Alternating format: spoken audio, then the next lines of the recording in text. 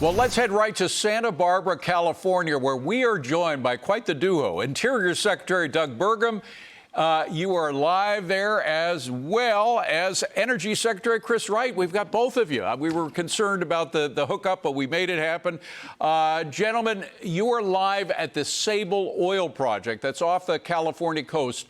Governor Newsom is really dead set against this. Why don't we start with you, Energy Secretary Wright? Why are you in favor of it?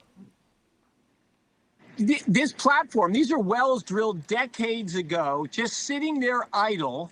We used the Defense Production Act to bring that production on. It grew California's oil and gas production by 20%, just turning a valve and returning wells already drilled to production. We have 30 military facilities in California, which gets over 60% of its oil imported from overseas. This is a way to increase energy security for our military operations in California and start to change the game for businesses and consumers in the state of California. Secretary Burgum, what about the ecological environmental concerns? Can you confirm for us that those concerns are overblown?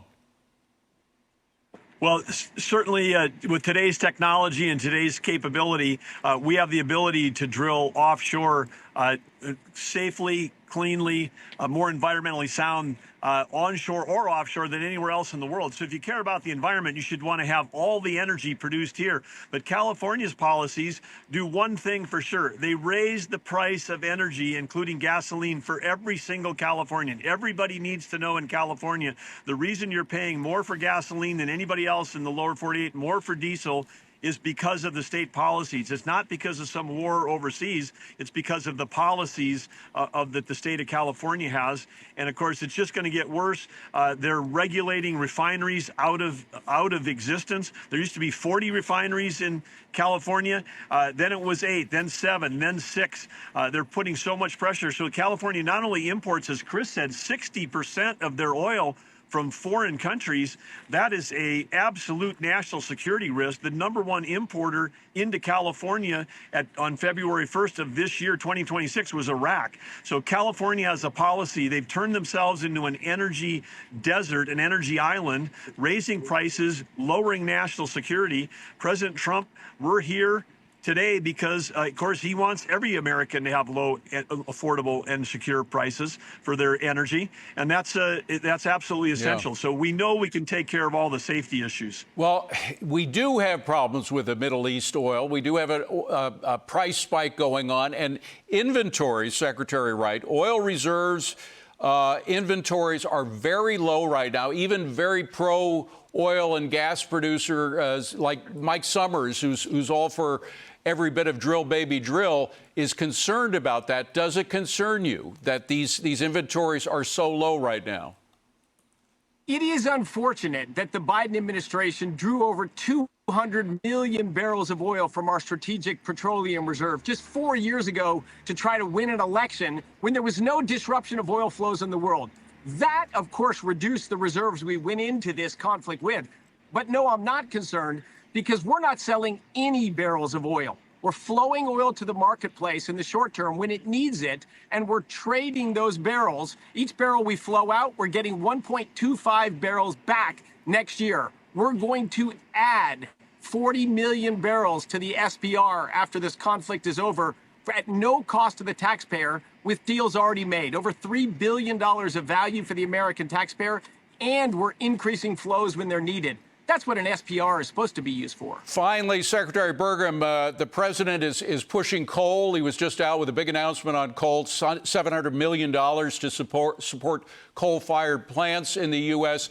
What are your concerns about emissions from coal right now? I got no concerns about emissions from coal, because if there's a coal plant operating in America today, it has survived the largest onslaught of regulatory strangulation of almost any industry you could imagine. And so those coal plants that are running today, they've taken care of every emission possible. And we've got the cleanest coal plants in the world. We've got amazing coal resources. The coal was the #1 producer of electricity in the world 20 years ago, 10 years ago, 100 years ago, last year in 2025, it'll be the #1 in the world this year. It's going to be the #1 in the world next year. We need affordable, reliable, secure energy to power America, to keep electric prices down, and to make sure that we've got the energy to be able to win the AI arms race against China.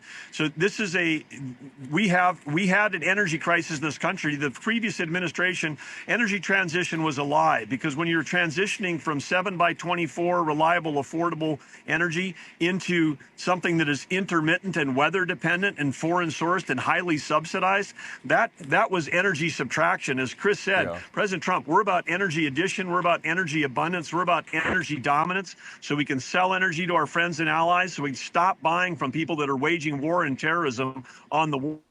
President Trump's energy policies are making the nation more secure, the world more peaceful, and is absolutely making America more affordable. It's why manufacturing is coming back. It's why your jobs report this morning is going through the roof, because everybody in the world knows America is going to have the lowest energy prices of any major economy in the world. Well, Secretaries Wright and Burgum, I'm so glad we were able to establish your shot there. We made it happen. We appreciate you joining us today. Thank you very much.